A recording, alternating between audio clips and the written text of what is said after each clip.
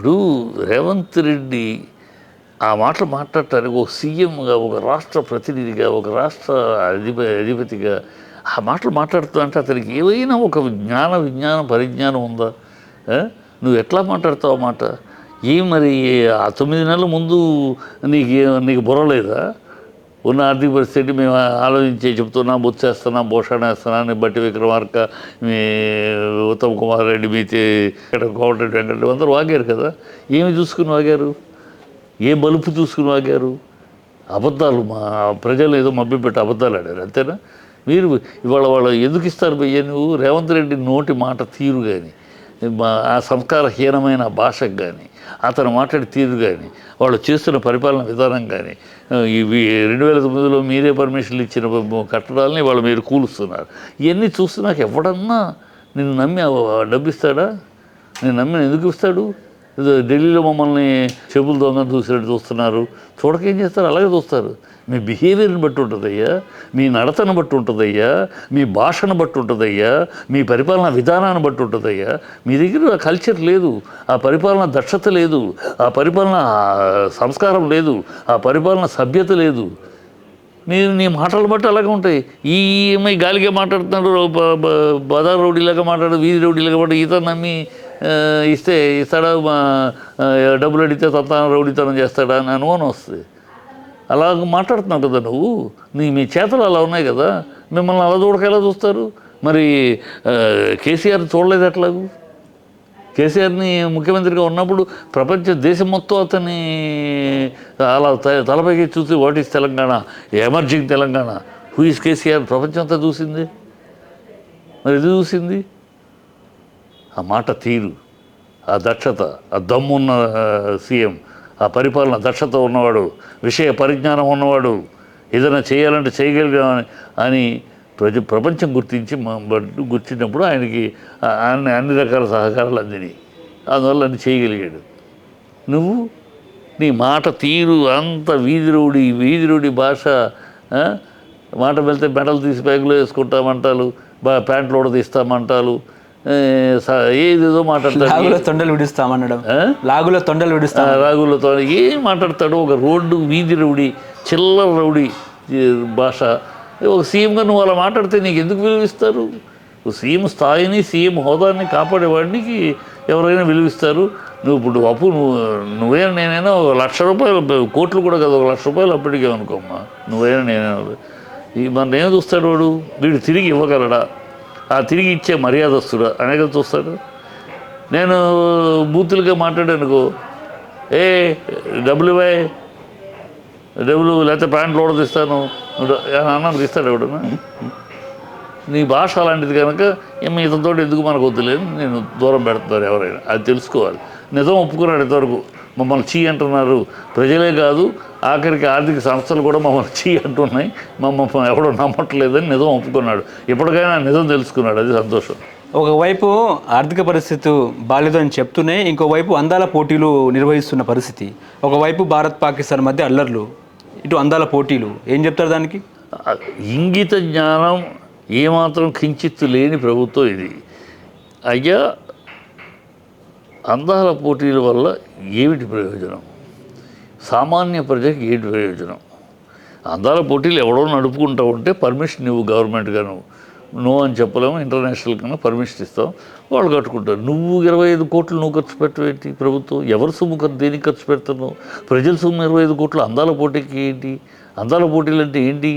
ఇవాళ జరుగుతున్న అందాల పోటీలు ప్రపంచానికి జరుగుతున్న అర్ధనగ్న ప్రదర్శన. అది తొడలు చూపిస్తూ, క్లెవేజీలు చూపిస్తూ, స్లీవ్లెస్ లేస్తూ, అర్ధనగ్న ఒయ్యారాలు చూపిస్తూ, ఇది అందాల పోటీలు. ఈ పోటీలకి ఎవరికి ప్రయోజనం? ఏ సమాజానికి ప్రయోజనం? ఇక్కడ ఒక పక్క పెన్షన్లు రావట్లేదు, ఇంకో పక్క ఆటలు రాయలేవు, వీళ్ళకి డబ్బులు లేవు అంటావు.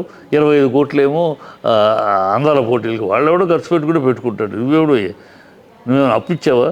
గతంలో కేటీఆర్ ఇచ్చాడు అప్పు, అది రేసుకి అప్పు, అది ఇంటర్నేషనల్ ప్రాజెక్టు, దానివల్ల బిజినెస్ పరంగా వాణిజ్యపరంగా ఉంటుందని ఇచ్చారు.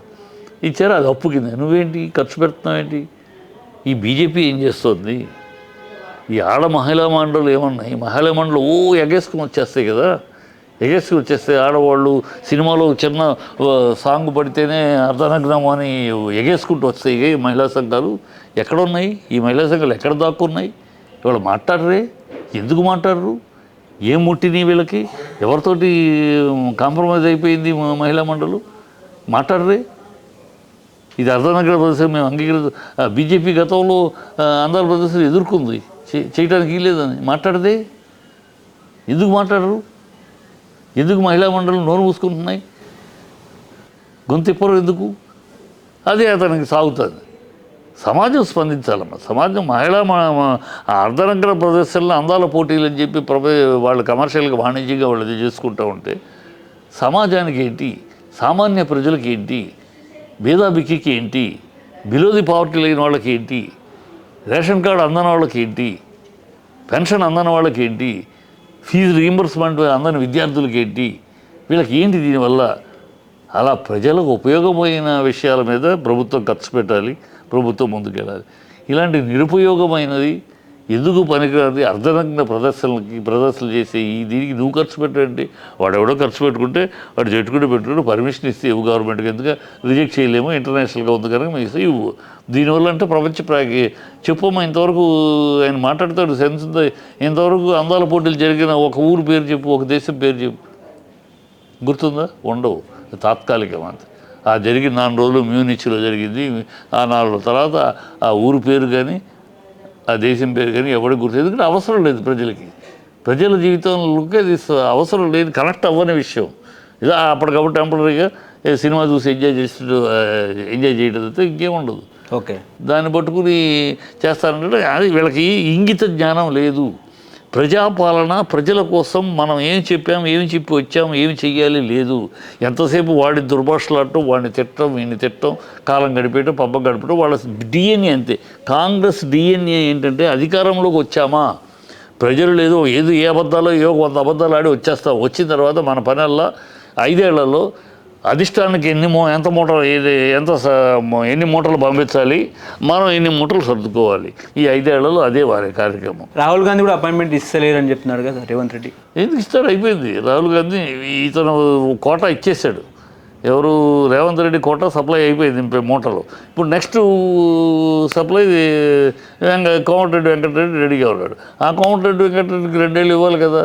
ఆ తర్వాత ఆఖరిలో ఎన్నికలప్పుడు దళిత ముఖ్యమంత్రిని బట్టి విక్రమార్క ఇవ్వాలి కదా. ఆ ముగ్గురిని. అందుకని మీకు బట్టి విక్రమార్క వైఫ్ అందరికి గుర్తుందో లేదు మీకు ఎలక్షన్ అప్పుడు. మేము ఎన్నికలకి మేము సీఎం అవుతామని నాన్న కష్టాలు పడ్డాం, కానీ ఆఖరిలో తనుగుపోయారు అంది. అలాగే వెంకటరెడ్డి అన్నాడు, సోనియా గాంధీ నువ్వే ముఖ్యమంత్రి కానీ అనుకున్న పరిస్థితుల్లో తనకి ఇస్తున్నావు, నీ ఛాన్స్ వస్తుంది, వెయిట్ చెయ్యి అన్నాడని ఈయన అన్నాడు. సో ఇది వీళ్ళది. మొదటి కృష్ణుడు అయిపోతుంది కాలం. రెండో కృష్ణుడు ఎంటర్ అవుతాడు అతి త్వరలో, ఈ ఆగస్టులోనే ఎంటర్ అయిపోతాడు. అతను ఇంకో 1.5 year ఉంటాడు. ఆ తర్వాత మూడో కృష్ణుడు దళిత కార్డు మీద అతను ముఖ్యమంత్రి చేస్తాడు ఎన్నికల కోసం. ఇది దాని డిఎన్ఏ. ఈ లోపల నువ్వెంత సర్దుకుంటావు, ఈ లోపల అబద్ధాల చిట్టా ఏం చేయాలి ఏంటిది కాంగ్రెస్ అధిష్టానం రెడీ చేస్తుంది. ఏ అబద్ధాల చిట్టా రెడీ చేయాలి అంతే. ఈ మధ్య కల్వకుంట్ల ఫ్యామిలీలో గొడవలు అవుతున్నాయి. కవితను కేసీఆర్ దూరం పెట్టారు. త్వరలో హరీష్ రావు కొత్త పార్టీ అని చెప్పేసి రూమర్స్ క్రియేట్ చేస్తున్న పరిస్థితి. మీకేమైనా అంటే దీని మీద ఏమైనా సమాచారం ఉందా? నాకు శుభ్రమైన సమాచారం ఏమీ లేదు ఇక్కడ.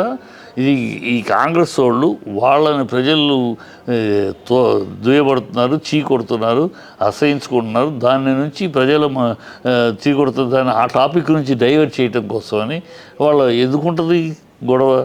ఏం అవసరం ఉంది గొడవ పట్టడం వల్ల అధికారం ఏమైనా వస్తాయి? ఇప్పుడు లేదు కదా, ఏమీ లేదు. వీళ్ళుగా పుట్టించేసి వీళ్ళే దానికి చెవులు ముక్కులు ఏర్పరిచి చేయటం తప్పితే ఇంకే కాంగ్రెస్ యొక్క దౌర్భాగ్యపు ప్రాపకాండ తప్పితే ఏమీ లేదు.